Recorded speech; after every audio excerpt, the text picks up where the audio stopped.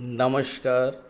मैं वीके शास्त्री अपने चैनल के माध्यम से आप सभी दर्शकों का बहुत बहुत स्वागत करता हूं। ग्रहों के महामंत्री देवगुरु बृहस्पति 13 जून 2024 को अपने परम मित्र चंद्रमा के नक्षत्र रोहिणी नक्षत्र में गोचर करेंगे और 21 अगस्त तक रोहिणी में ही रहेंगे। इसके बाद 21 अगस्त को नक्षत्र परिवर्तन करेंगे और अपने मित्र मंगल के नक्षत्र मृगशिरा में गोचर करेंगे और मृगशिरा में 28 नवंबर तक रहेंगे।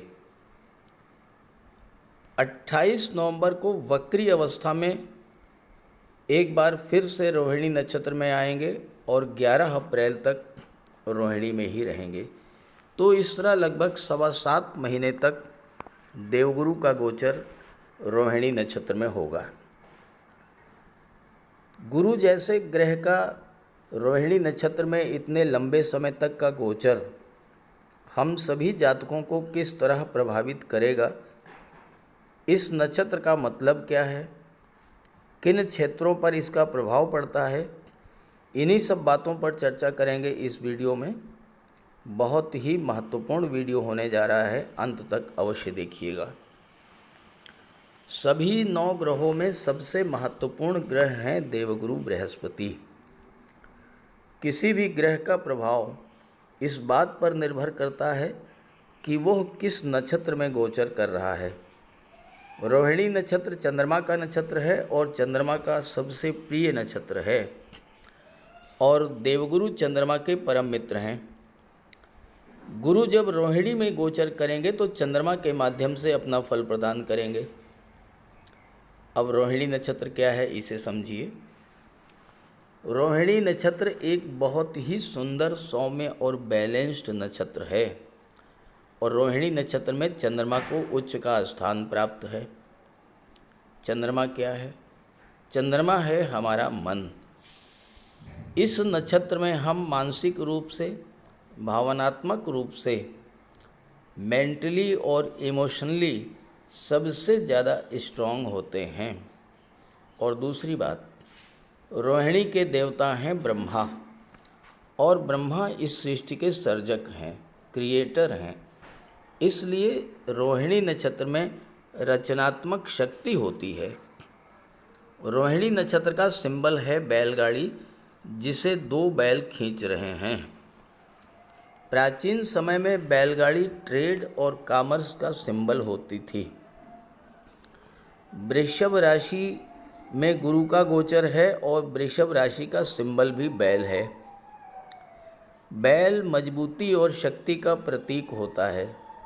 बिना रुके काम करने वाला, प्रतिकूल परिस्थितियों में भी अपने आप को ढालने वाला और कोई अड़चन आ जाए तो उसको कुचलकर आगे बढ़ने का गुण, ये सब बैल में होता है। और ये सब गुण वृषभ राशि में भी हैं और रोहिणी नक्षत्र में भी हैं। रोहिणी नक्षत्र कृषि को, कृषि उत्पादों को, लॉजिस्टिक्स को, ट्रांसपोर्टेशन को, ट्रेड एंड कॉमर्स को, फूड प्रोसेसिंग इंडस्ट्रीज़ को, hotel industry, tourism industry, automobile industries, इन सब को रिप्रेजेंट करता है। सभी सुंदर पदार्थ, चाहे वस्त्र हों, कॉस्मेटिक्स हों, कमोडिटीज़ हों, जेम्स, ज्वेलरी, आभूषण हों, ये सब रोहिणी नक्षत्र के अंतर्गत आते हैं।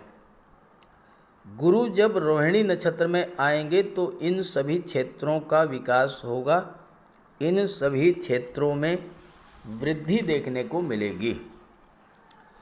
वृषभ राशि जिस तरह से पृथ्वी से जुड़ी हुई चीज़ों को रिप्रेजेंट करती है, वही सारे गुण रोहिणी में भी हैं।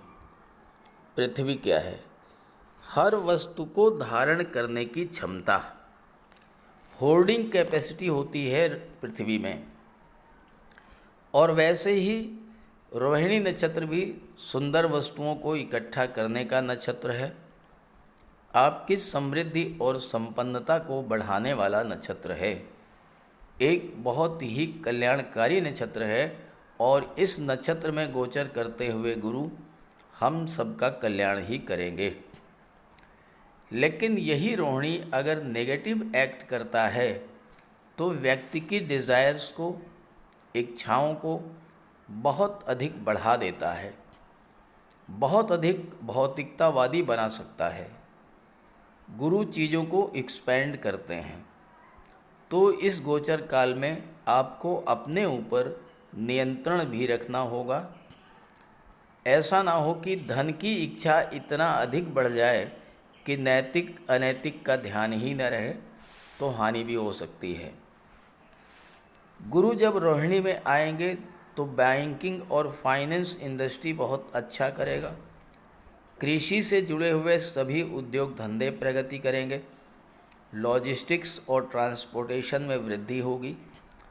रोड ट्रांसपोर्ट बढ़ेगा, समुद्री यातायात बढ़ेगा, रेल ट्रांसपोर्ट बढ़ेगा, एयरपोर्ट्स के नेटवर्क में वृद्धि होगी और सबसे बड़ी बात, आपकी समृद्धि संपन्नता बढ़ेगी।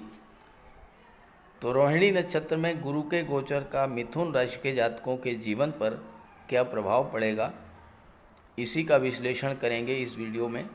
ये विश्लेषण आपकी चंद्र राशि के आधार पर किया जा रहा है और वीडियो के अंत में मैं आपको रोहिणी नक्षत्र से संबंधित उपाय भी बताऊंगा। तो ये है मिथुन राशि के जातकों की कुंडली। देवगुरु का गोचर कुंडली के 12वें भाव में है।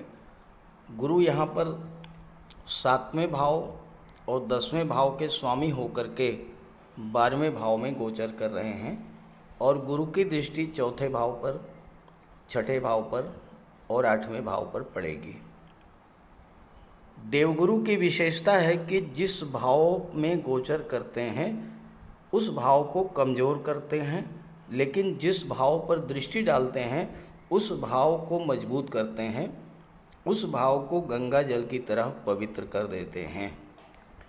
तो 12वें भाव में गोचर कर रहे हैं तो 12वें भाव के अशुभ प्रभाव में कमी आएगी, 12वें भाव को कमज़ोर करेंगे। 12वां भाव क्या है? खर्चों का होता है। आपके खर्चे अगर नियंत्रण के बाहर हो चुके थे, फालतू के खर्चे बढ़े हुए थे, तो गुरु का ये गोचर आपके फालतू के खर्चों में कमी लाएगा। 12वां भाव अस्पताल का होता है। 6ठे भाव पर दृष्टि डाल रहे हैं जो कि रोगों का होता है। अगर आपका स्वास्थ्य खराब चल रहा था, कुछ जातकों को अस्पताल के चक्कर लगाने पड़ रहे थे, तो इससे आपको राहत मिलेगी, स्वास्थ्य में सुधार देखने को मिलेगा और अस्पताल के चक्करों से आपको राहत मिल जाएगी। 6ठा भाव शत्रुता का होता है। 12वां भाव कोर्ट कचहरी का होता है। कोई पुरानी शत्रुता, कोई कोर्ट कचहरी का मैटर, इन सब से आपको राहत मिलेगी। 6ठा भाव नौकरी और कॉम्पिटिशन्स का होता है और गुरु 12वें भाव में बैठे हैं, तो छात्रों के लिए विदेश जा कर के नौकरी करने का एक अच्छा अवसर मिल सकता है।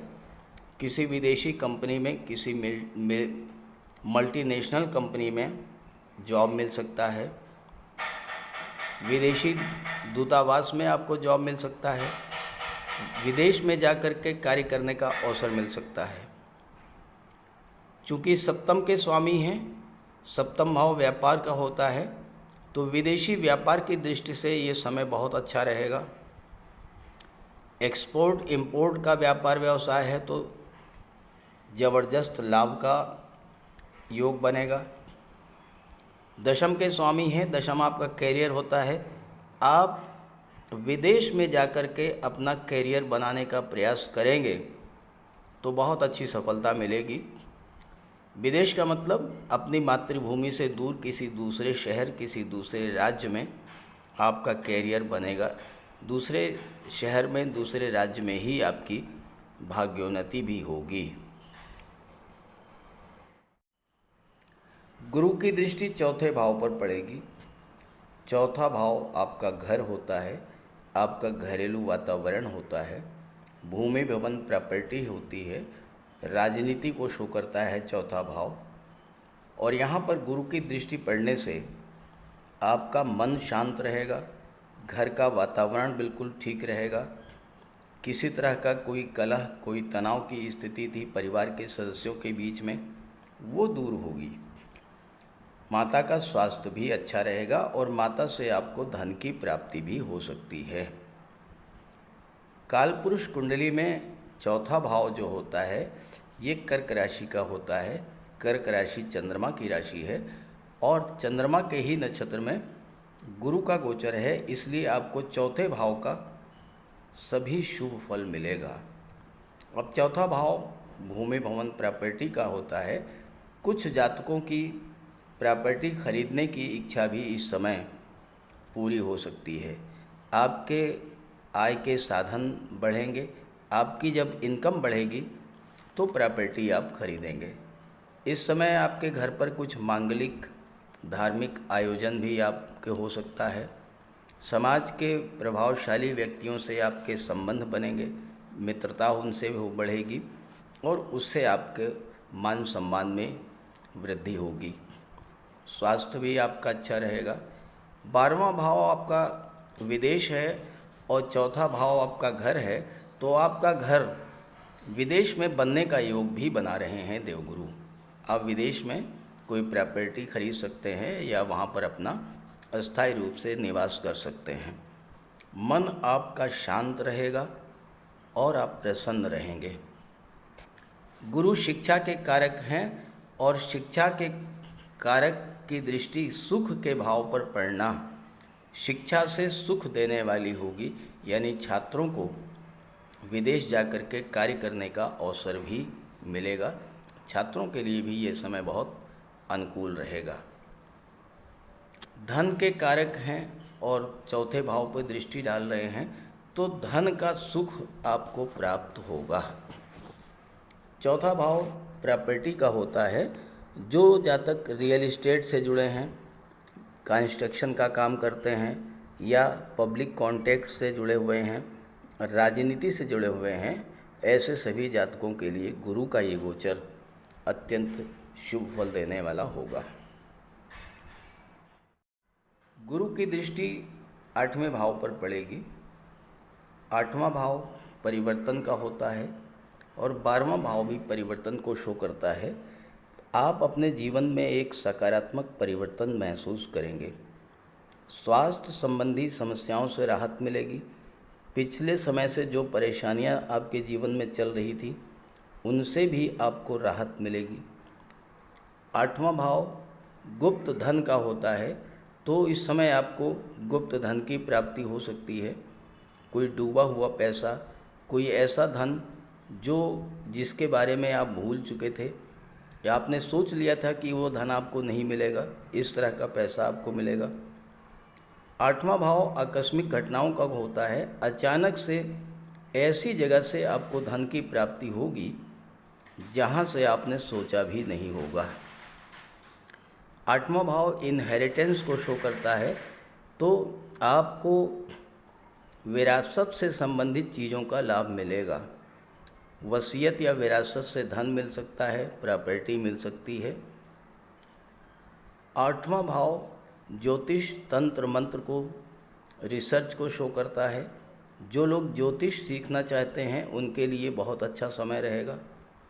किसी गुप्त विद्या या तंत्र मंत्र में महारत हासिल करने के लिए भी ये समय अत्यंत अनुकूल होगा। आप इंश्योरेंस के क्षेत्र से जुड़े हुए हैं, हेल्थ केयर के क्षेत्र से जुड़े हैं तो आपके लिए बहुत अच्छा है। माइनिंग सेक्टर से हैं तो आपके लिए बहुत अच्छा रहेगा। आप में से कुछ लोग काम के सिलसिले में विदेश जा सकते हैं, क्योंकि 10वें भाव का संबंध 12वें भाव से बन रहा है। 10वें भाव के स्वामी 12वें भाव में बैठे हैं, तो आप अपने कामकाज के सिलसिले में विदेश यात्राएं करेंगे। और जिन जातकों का विदेशों से किसी भी तरह का संबंध है, व्यापारिक संबंध है, राजनयिक संबंध है, शैक्षिक या सेवा संबंधी कोई संबंध है, तो आपको विदेशों से इस समय बहुत बड़ा लाभ मिलेगा। आप अपने परिवार के साथ, अपने माता पिता के साथ किसी धार्मिक यात्रा पर भी जाएंगे। 8वां भाव रिसर्च का है। अपने काम से संबंधित ज्ञान अर्जित करने का बहुत ही अनुकूल समय रहेगा। अपने स्किल्स को बढ़ाने के लिए और नई टेक्नोलॉजी को सीखने के लिए भी ये अच्छा समय है। तो मिथुन राशि के जातकों के लिए गुरु का नक्षत्र परिवर्तन उनके जीवन में एक बहुत बड़ा परिवर्तन लेकर के आएगा। इस गोचर का लाभ उठाइएगा। और मैं आपको रोहिणी नक्षत्र से संबंधित कुछ उपाय भी बता रहा हूँ। उन उपायों को अगर आप करेंगे तो आपको बहुत बड़ा लाभ मिलेगा। रोहिणी नक्षत्र चंद्रमा का नक्षत्र है और रोहिणी नक्षत्र में देवगुरु के गोचर का सबसे बड़ा उपाय है भगवान भोले शंकर की आराधना। ओम नमः शिवाय की एक माला का जप अगर आप प्रतिदिन करेंगे तो रोहिणी नक्षत्र में आपको बहुत अच्छा फल प्राप्त होगा। और इसके अलावा सोमवार के दिन भगवान भोले शंकर के मंदिर में जाकर के उनकी आराधना कीजिए, पूजा कीजिए, जल अर्पित कीजिए, दुग्ध अर्पित कीजिए। ये सब कार्य करेंगे तो रोहिणी नक्षत्र मजबूत होगा और आपको इसका पूरा लाभ मिलेगा। इसके अलावा रोहिणी नक्षत्र को मजबूत करना है तो अपने जीवन साथी का सम्मान करें। साथ ही साथ अपने जीवन साथी के माता पिता को भी जो सम्मान मिलना चाहिए वो सम्मान दें। ये बहुत अच्छा उपाय है। गुरुवार के दिन गुड़ का दान करें। अगर आप विद्यार्थियों की मदद करते हैं, उनको पुस्तकें दिलवाते हैं या धार्मिक पुस्तकों का दान करते हैं तो इन सब कार्यों से आपको बहुत बड़ा लाभ मिलेगा। बहुत अच्छे उपाय हैं ये। रोहिणी नक्षत्र प्रकृति को रिप्रेजेंट करता है। अगर आप वृक्ष लगाते हैं, वृक्षों को जल देते हैं, पेड़ पौधों की सेवा करते हैं, पेड़ पौधों की देखभाल करते हैं तो बहुत अच्छा फल मिलता है आपको रोहिणी नक्षत्र का। गायों की सेवा करना, गौशाला में जाकर हरा चारा खिलाना, ये सब उपाय भी रोहिणी नक्षत्र को बल देने वाले हैं। तो इस गोचर काल में ये जो भी उपाय आप कर सकें वो करिएगा और आप देखिएगा कि आपको बहुत बड़ा लाभ मिलेगा इस गोचर का।